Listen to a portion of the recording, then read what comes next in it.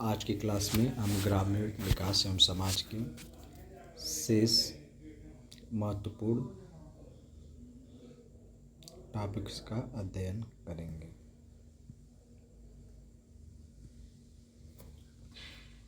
एक टन बराबर 2430.56 पाउंड होता है।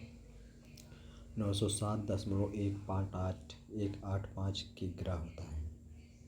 एक मीट्रिक टन बराबर 2679.2 पाउंड ट्राई होता है बराबर 2204.6 पाउंड एवर डुपिस होता है बराबर 1.10231 टन होता है। एक वर्ग गज बराबर 1296 वर्ग इंच होता है बराबर 27 घन फीट होता है बराबर 764.559 घन सेमी होता है। एक किग्रा बराबर 15,432.4 ग्राम होता है। एक किग्रा बराबर 15,432.4 ग्राम होता है बराबर 0.001 मीट्रिक टन होता है। 23.1507 औंस या ट्राई होता है। 0.001102 टन होता है। 35,274 औंस अर्थात एवर डुपिस होता है। 1000 मिलीग्राम होता है। 100 सेंटीग्राम होता है। 10 डेसीग्राम होता है। 1 किलोमीटर बराबर 39,370 इंच होता है। 3280.83 फीट होता है। 1000 मीटर होता है। 1 सेंटीमीटर बराबर 0.3937 इंच होता है बराबर 0.0328 फीट होता है बराबर 10 मिलीमीटर होता है। 1 गैलन द्रव बराबर 231 घन इंच होता है बराबर 0.13368 घन फीट होता है। 0.8327 ब्रिटिश इंपीरियल रिगैलन होता है।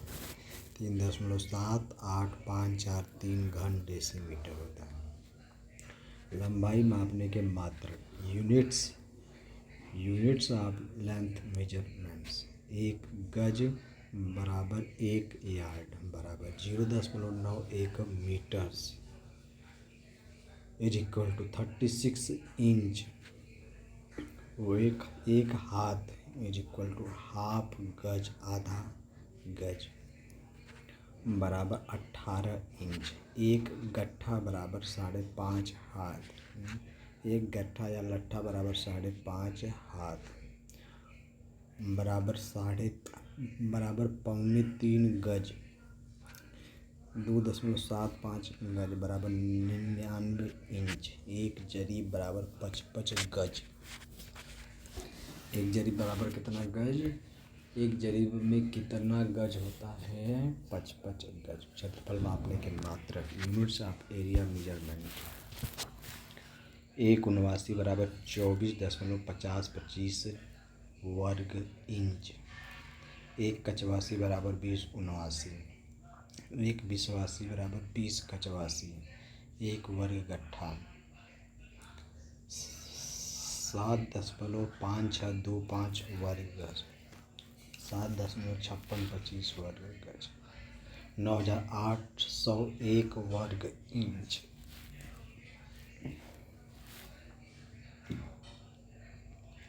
एक बिस्वा बराबर 20 बिस्वांशी बराबर 20 वर्ग गट्ठा।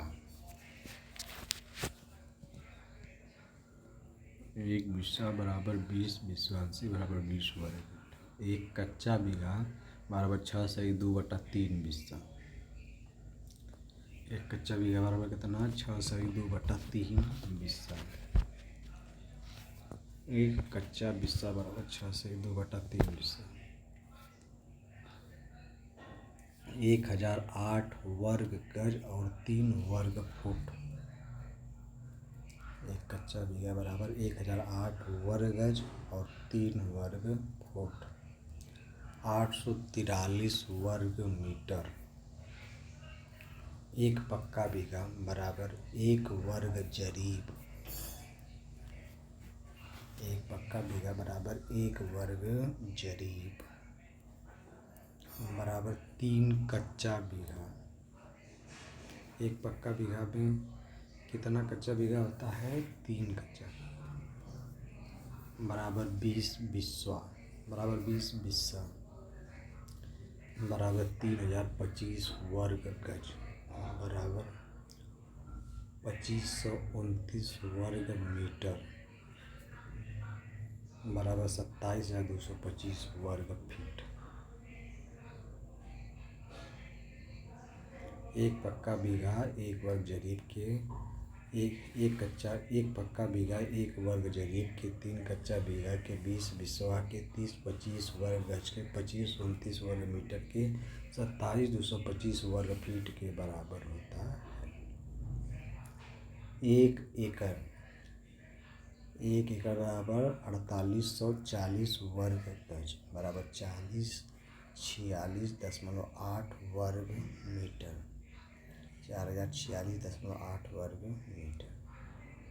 43,560 वर्ग फुट 0.4047 हेक्टेयर 0.4047 हेक्टेयर। एक हेक्टेयर बराबर 2.4711 एकड़ 2.471 एकड़ 10,000 स्क्वायर मीटर्स 10,000 वर्ग मीटर। एक हेक्टेयर बराबर 2.4711 एकड़ 2.4711 एकड़। एक हेक्टेयर बराबर 2.4711 एकड़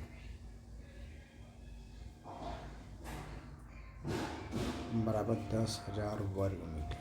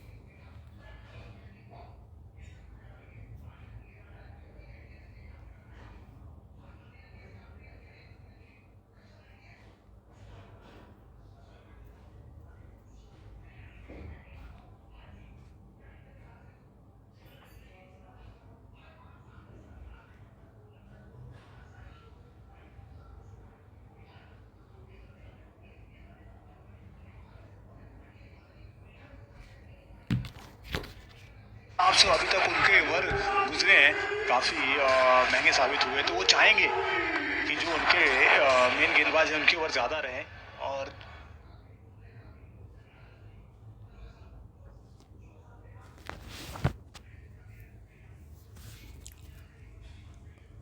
एक एकड़ बराबर 4840 वर्ग गज बराबर 4046.8 वर्ग मीटर 43,560 वर्ग फुट 0.4047 हेक्टेयर। एक हेक्टेयर बराबर 2.4711 एकड़ अर्थात 2.4711 एकड़ बराबर 10,000 वर्ग मीटर।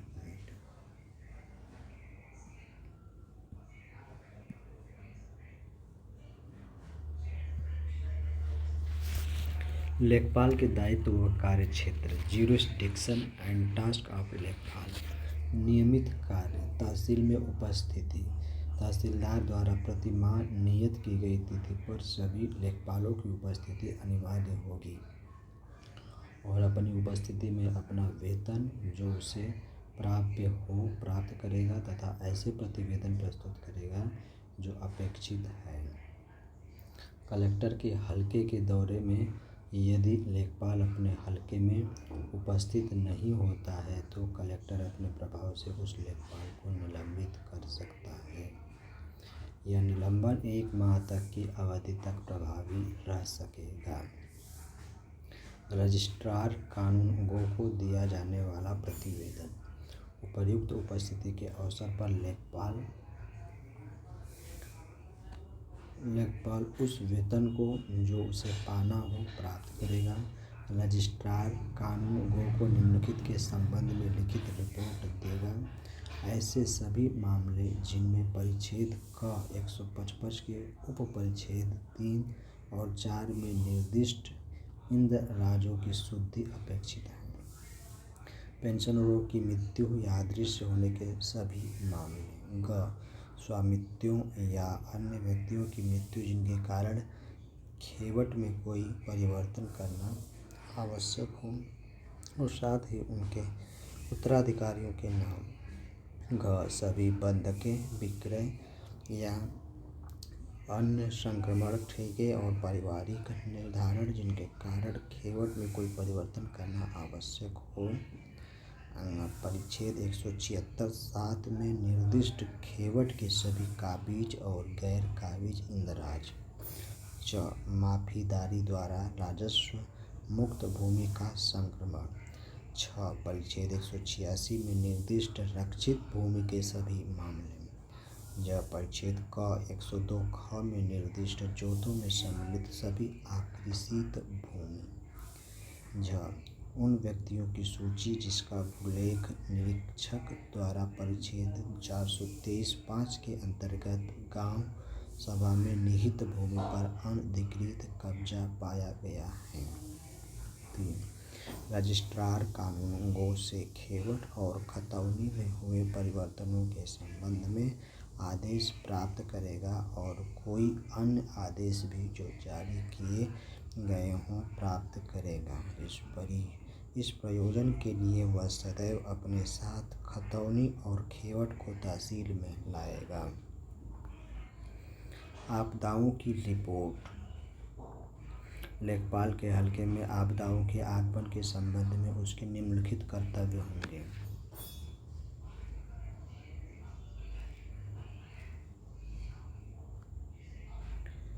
क किसी आपदा के होने पर टिड्डियों के कारण बाढ़ जिसके कारण बहुत नुकसान, जानवरों को होने वाली बीमारी एवं जानवर के द्वारा किए जाने वाले नुकसान, मकानों को आग से होने वाले नुकसान, बृहद पैमाने पर होने वाली महामारी जो एक साथ फैली, इन आपदाओं की रिपोर्ट तहसील स्तर पर फॉर्म P20 में तैयार कर रजिस्ट्रार कानूनगो को या तो स्वयं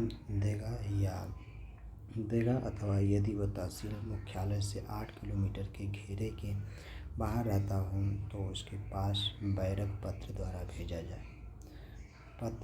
भेजेगा। ख अगर सुपरवाइजर कानूनगो पास पड़ोस में हो तो उसे इसकी सूचना देगा।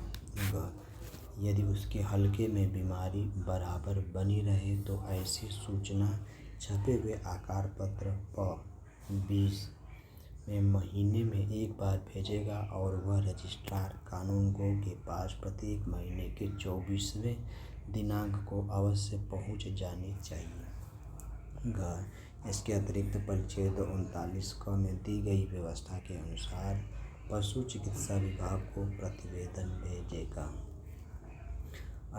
तुरंत ही किसी असाधारण घटनाओं के संबंध में जैसे अत्यधिक वर्षा, अप्रत्याशित बाढ़ें, जलाशयों में जल प्लावित होना, सिंचाई निर्माण कार्यों का असफल हो जाना आदि या किसी अन्य प्रकार की ऐसी प्राकृतिक आपदा को जिससे रेल पथ को क्षति पहुंचाने की आशंका हो, नज़दीकी रेलवे स्टेशन के स्टेशन मास्टर से या निकटतम रेलवे स्टेशन के कर्मचारियों में से किसी अन्य उत्तरदायी अधिकारी से जो मिल सके प्रतिवेदन करेगा।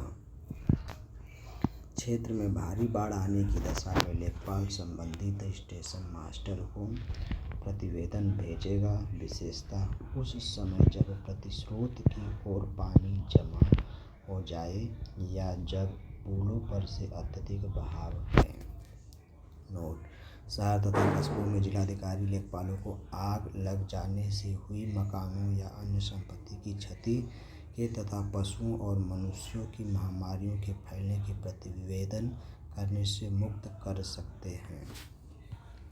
भूलेख निरीक्षक को दी जाने वाली रिपोर्ट। जब भूलेख निरीक्षक किसी लेखपाल हलके में निरीक्षण के लिए जाए तो लेखपाल उसे निम्नलिखित प्रतिवेदन देगा।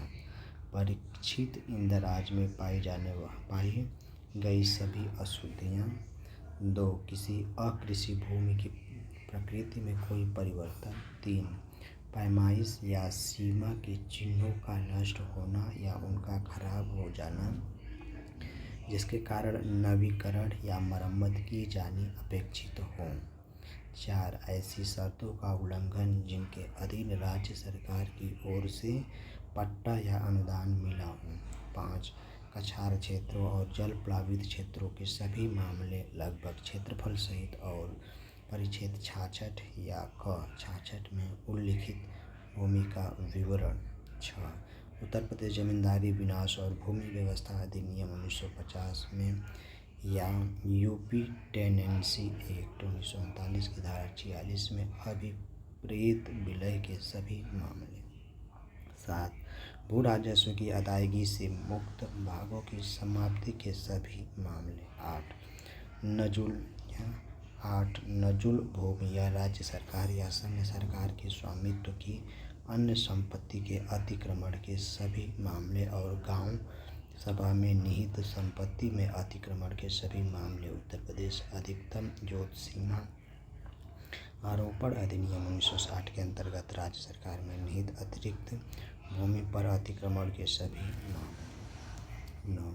ऐसे क्षेत्र में जहाँ जमींदारी विनाश अधिनियम लागू नहीं है, परिच्छेद 82 के अधीन विवादास्पद उत्तराधिकार के सभी मामले और जमींदारी विनाश क्षेत्रों में परिच्छेद 82 के अंतर्गत विवाद रहित उत्तराधिकार के सभी मामले।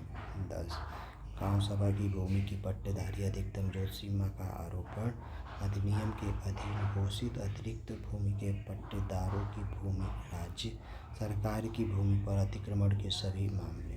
11. कोई ऐसी असाधारण घटना जो उसके हल्के में भूलेख निरीक्षक के पिछले निरीक्षण के बाद हुई हो।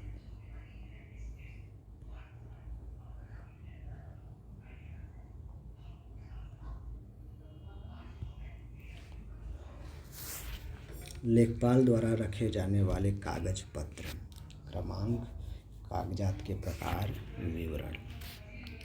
1 नंबर मानचित्र विवरण। मानचित्रों अभिलेख खसरा, सीमा द्योतक चिन्हों की सूची, खतौनी, विवाद रहित उत्तराधिकार के मामलों की सूची, खसरा के परिवर्तन की सूची, खतौनी की अशुद्धियों की सूची,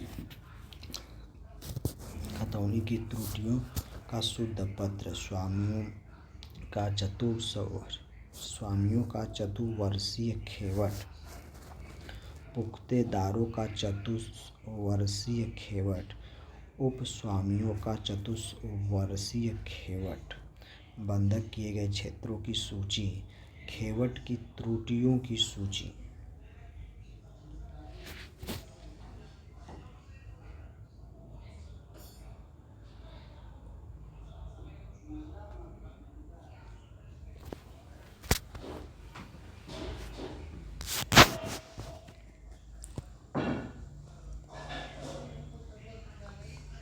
तीन पंजियाँ, दिनचर्या बही, आदेश पुस्तिका। 4 विवरण पत्र, खरीफ की उपज का ब्यौरा, खरीफ की उपज के ब्यौरे का परिशिष्ट, रबी की उपज का ब्यौरा, रबी की उपज के ब्यौरे का परिशिष्ट, जायद की उपज का ब्यौरा, जायद की उपज के ब्यौरे का परिशिष्ट, मिलान खसरा, जोत व भूमि कर या लगान का ब्यौरा। अभिलेखों का निरीक्षण और उद्धरण का लेखपाल किसी भी संबंध रखने वाले व्यक्ति को अपने सामने अभिलेखों का निःशुल्क निरीक्षण करने और उसके उद्धरण लेने की अनुमति देगा। जरूरत के मुताबिक लेखपाल रिकॉर्ड की कापी प्रतिलिपि जन सामान्य को निर्धारित शुल्क लेकर उपलब्ध करवाता है। अपवाद स्वरूप भूमि प्रबंधन कमेटी के चेयरमैन को बिना किसी शुल्क के ये रिकॉर्ड उपलब्ध कराए जाएंगे। लिए जाने वाले सभी रिकॉर्ड के ऊपर बड़े अक्षरों में केवल भूमि प्रबंधक समिति के प्रयोग के लिए लिखा होना चाहिए। लिखेगा। लेखपाल अपने दैनिकी में ऐसे निरीक्षणों और उद्धरणों के संबंध में एक टिप्पणी लिखेगा। लेखपाल वसूल किए गए शुल्क की धनराशियों को जारी किए गए उद्धरण पर तथा अपनी दैनिकी में भी लिखेगा। यदि लेखपाल भूमि संबंधी कापियों को उपलब्ध कराने में अक्षम रहे या इनकार करें तो हितबद्ध व्यक्ति भूमि प्रबंधन कमेटी के चेयरमैन से आवेदन कर सकता है।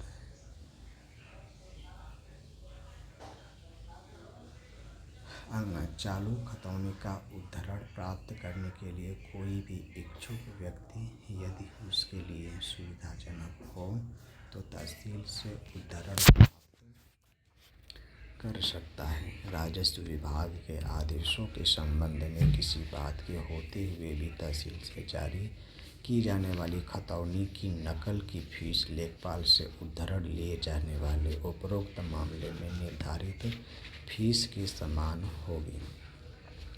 सहकारी ऋण समितियों की भूमि के सत्यापन हेतु 15 दिन पूर्व सहकारिता विभाग के अधिकारियों द्वारा सूची प्राप्त होने पर वेतन दिवस पर खतौनी से संबंधित उद्धरण तैयार करके लाएं और दे दें। यदि ऐसा न करें तो तहसील मुख्यालय छोड़ने से पूर्व वे उन सभी नकलों को तैयार कर दे दें, तभी मुख्यालय छोड़कर जाएं और निर्धारित फीस प्राप्त कर लें। बैंकों में भू अभिलेखों की सूचना बनाए रखने एवं धोखाधड़ी इत्यादि जैसी घटनाओं से बचने के लिए यह आवश्यक है कि तहसीलदार द्वारा प्रमाणित लेखपालों के नमूने के हस्ताक्षर तहसील में स्थित प्रत्येक शाखा में उपलब्ध होने चाहिए। समाज के निर्बल वर्ग के कृषकों को उनकी मांग पर उनकी जोत के खसरा एवं खतौनी के उद्धरण लेखपाल बैठक के ही दिन उन्हें उपलब्ध करा दें, जिनसे विभाग कार्यों हेतु बैंकों से ऋण लेने में असुविधा न हो। रिकॉर्ड की दूसरी प्रति। उस दशा को छोड़कर जब इस संबंध में विशेष रूप से कलेक्टर द्वारा आदेश दिया जाए, अभिलेखों की दूसरी प्रतिलिपियों की मांग नहीं की जाएगी, किंतु ऐसा आदेश भूमि अभिलेख संचालक की पूर्व स्वीकृति लिए बिना नहीं दिया जाएगा। लेखों की अभिरक्षा। लेखपाल बंदोबस्त, बंटवारे और चकबंदी के अभिलेखों की अपनी प्रतिलिपियों की या ऐसे अन्य कागज पत्रों को अच्छी स्थिति में सुरक्षित बनाए रखने के लिए उत्तरदायी होगा। रिकॉर्ड में परिवर्तन। लेखपालों के लिए किसी लेख में किसी इंदराज खोजने का प्रतिषेध है। भूलेख निरीक्षक या किसी अन्य निरीक्षण अधिकारी द्वारा किए गए परिवर्तन या बनाई हुई शुद्धियों पर उसके हस्ताक्षर होंगे तथा लेखपाल द्वारा उसी दिन अपनी दैनिकी में लिखी जाएगी। लेख बंद करना। लेखपाल अपने द्वारा तैयार किए गए प्रत्येक लेख पर उसको पूरा होते ही दिनांक डालेगा और अपने हस्ताक्षर करेगा। सर्वेक्षण के उपकरण। प्रत्येक लेखपाल को सरकारी व्यय से एक पीतल का पैमाना, लोहे या पीतल की एक प्रकार, एक गुनिया, एक क्षेत्र कंघी और अपेक्षित लंबाई का एक बांस का लट्ठा जो उस जिले में प्रचलित पैमाने के अनुसार हो दिया जाएगा। सर्वेक्षण और प्रतिवेदन। भूलेख निरीक्षक या रजिस्ट्रार कानूनगो द्वारा आदेश मिलने पर लेखपाल किसी प्रकार का सर्वेक्षण, खेतों का निरीक्षण, फसलों का लेख, मानचित्रों का निरीक्षण और पुनरीक्षण करेगा या भू राजस्व, लगान या खेती की दशाओं के संबंध में प्रतिवेदन करेगा। सीमा विवाद। वैयक्तिक सीमा विवादों के मामलों की जांच लेखपाल स्थल पर पैमाइश करके या बिना पैमाइश के, जैसा भी उसे किसी न्यायालय से आदेश मिला हो, करेगा। बिना आदेश सीमा विवादों में पैमाइश करना अनियमित है। खेतों की चकबंदी। जब किसी गांव में खेतों की चकबंदी का काम चल रहा हो तो लेखपाल खेतों की चकबंदी के नियमों में उसके लिए नियत किए गए कर्तव्यों का पालन करेगा। कृषि बचत के एकत्रीकरण में सहायता करना, राज्य सरकार के सामान्य कार्यकारी आदेश या कलेक्टर के निर्देश पर लेखपाल विनिधान के लिए कृषि संबंध में बचत की वसूली का काम करेगा। लेखपाल भूमि प्रबंधन कमेटी के सचिव के रूप में काम करना। लेखपाल भूमि प्रबंधक कमेटी के सचिव के रूप में लेखपाल भूमि प्रबंधन कमेटी के सचिव के रूप में काम करना। लेखपाल भूमि प्रबंधन कमेटी के सचिव के रूप में अपने हल्के में कार्य करता है। वह कमेटी के चेयरमैन के आदेशानुसार कार्य करता है।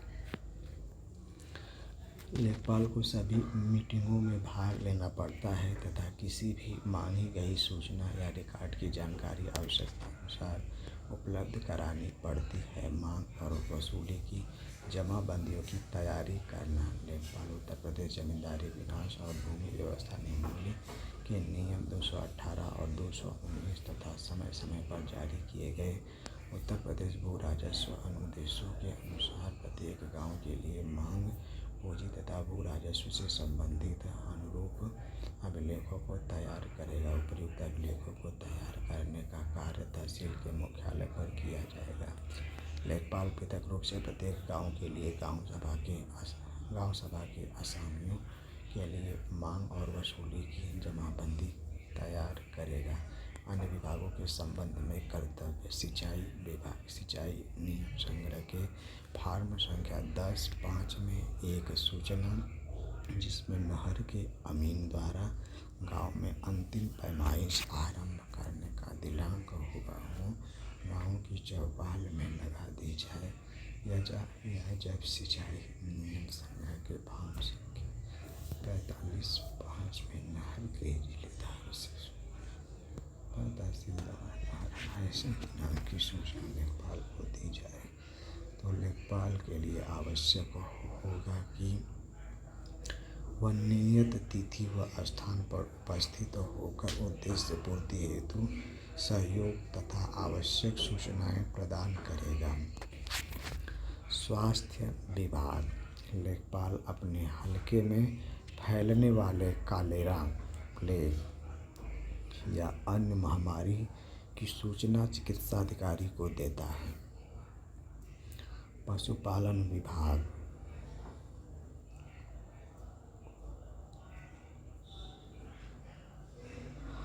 हलके में किसी प्रकार के पशु या घोड़े से संबंधित महामारी फैलने पर वह फॉर्म 21 भरकर पूर्ण जानकारियों से वेटरनरी असिस्टेंट डायरेक्टर को सूचित करता है। लेखपाल सभी आपदाओं की जानकारी सिविल वेटरनरी विभाग को उपलब्ध कराता है। आबकारी विभाग। यदि कोई व्यक्ति या खेतिहर इस प्रकार की खेती करता है जिस पर जिलाधिकारी की अनुमति आवश्यक होती है या लाइसेंस आवश्यक होता है या उससे मादक पदार्थ तैयार किए जा सकते हैं या अवैध खेती या संग्रह किया जाता हो तो इस बात के मालूम होते ही उसकी सूचना किसी मजिस्ट्रेट या अधिकारी पुलिस या आबकारी विभाग के किसी अधिकारी को देने के लिए लेखपाल बाध्य होगा। इसके अंतर्गत भांग, अफीम, गांजा आदि की खेती की जाती है। कानूनी या विधायिका विभाग। सभी लेखपाल अपने पोलिंग स्टेशन पर मौजूद रहेंगे।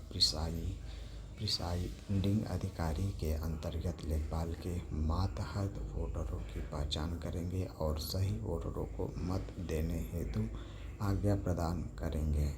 मतदाता सूची बनाने, पुनरीक्षण, बढ़ोतरी, निष्कासन आदि कार्यों में सक्रिय सहयोग करेंगे। सहकारी समितियां। अपने हलके में लेखपाल की सहकारी समितियां के कार्य करने हेतु क्षेत्र, भू राजस्व, किराए पर ली जमीन आदि सूचनाएं देने के लिए अनुमन्य होता है। प्रत्येक 25 सदस्यों पर ₹1 का मानदेय उसे प्रदत्त होता है। जब गांव में पहली सोसाइटी या संस्था नए सदस्यों को शामिल किया जाता है तो इसका शुल्क 6 पैसा प्रति सदस्य होता है। कृषि विभाग। लेखपाल के लिए कृषि विभाग के किसी बीज गोदाम से बीज की अग्रिम लेने के प्रार्थना पत्र के स्तंभ 4 तथा 5 का सत्यापन कराना आवश्यक है। पुलिस विभाग किसी ऐसे पुलिस अधिकारी की मांग पर जो किसी हत्या, दंगा या ऐसी ही किसी अन्य हिंसात्मक अपराधों का अनुसंधान कर रहा हो, लेखपाल गांव के नक्शे का एक ऐसा अनुरेखित नक्शा दे देगा जिसमें अपराध करने का स्थान दिखाया गया हो।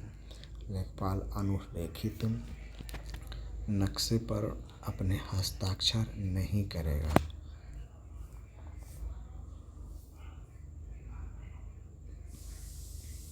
लेखपाल अनुरेखित नक्शे पर अपने हस्ताक्षर नहीं करेगा और इसका सत्यापन करना अनुसंधान करने वाले पुलिस अधिकारी का कार्य है।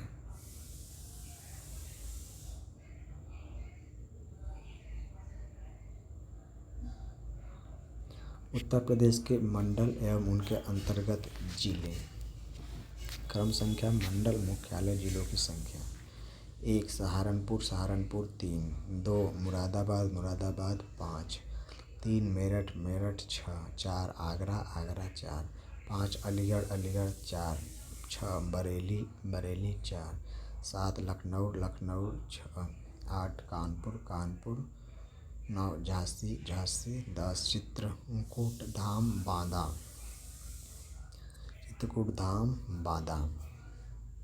11 प्रयागराज 4, 12 फैजाबाद जिला 5, 13 देवी पाटन गोंडा जिला 4, 14 बस्ती जिला 3, 15 गोरखपुर जिला 4, 16 आजमगढ़ जिला 3, 17 वाराणसी जिला 4, मिर्ज़ापुर 18 मिर्ज़ापुर जिला 3। सहारनपुर में कितने जिले? 2, मुरादाबाद में 5, मेरठ में 6, आगरा में 4, अलीगढ़ में 4, बरेली में 4, लखनऊ में 6, कानपुर में 6, झांसी में 3, चित्रकूट धाम में 4, प्रयागराज में 4, फैजाबाद में 5, देवीपाटन में 4, बस्ती में 3, गोरखपुर में 4, आजमगढ़ में 3, वाराणसी में 4, मिर्ज़ापुर में 3। संबद्ध जिले: सहारनपुर मुजफ्फरनगर शामली। सहारनपुर में 3 जिले: सहारनपुर मुजफ्फरनगर शामली। मुरादाबाद 5 जिले: मुरादाबाद बिजनौर रामपुर जतुईबा फूले नगर अमरोहा संभल। मेरठ में 6 जिले: मेरठ बागपत गाजियाबाद बुलंदशहर गौतम बुद्ध नगर हापुड़। 4 आगरा में 4 जिले: आगरा मथुरा फिरोजाबाद मैनपुरी। अलीगढ़ में 4 जिले: अलीगढ़ एटा महामाया नगर हाथरस कासगंज। बरेली में 4 जिले: बरेली बदायूं पीलीभीत शाहजहांपुर। लखनऊ में 6 जिले: लखनऊ लखीमपुर खीरी सीतापुर हरदोई उन्नाव रायबरेली। लखनऊ में कितने जिले? 6 जिले: लखनऊ लखीमपुर खीरी सीतापुर हरदोई उन्नाव रायबरेली।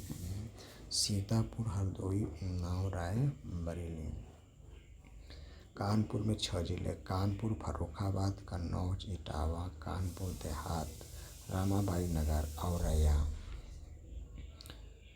कानपुर के 6 जिले: कानपुर फर्रुखाबाद कन्नौज इटावा कानपुर देहात रामाबाई नगर औरैया।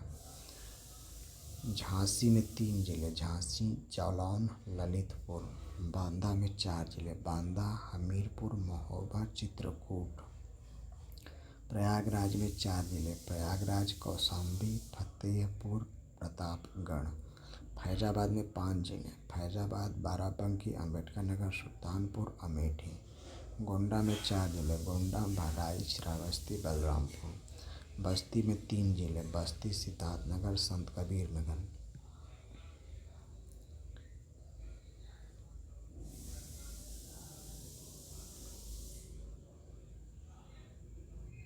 गोरखपुर में 4 जिले, गोरखपुर, महाराजगंज, कुशीनगर, देवरिया। गोरखपुर में कितने जिले? 4, गोरखपुर, महाराजगंज, कुशीनगर, देवरिया।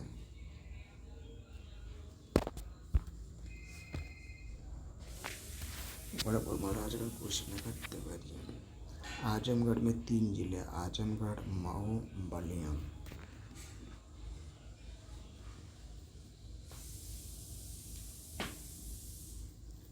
बनारस में 4 जिले, बनारसी, जौनपुर, गाजीपुर, चंदौली। जौनपुर, गाजीपुर, चंदौली। मिर्ज़ापुर में 3 जिले, मिर्ज़ापुर, संत रविदास नगर, भदोही, सोनभद्र। मिर्ज़ापुर, संत रविदास नगर, भदोही, सोनभद्र।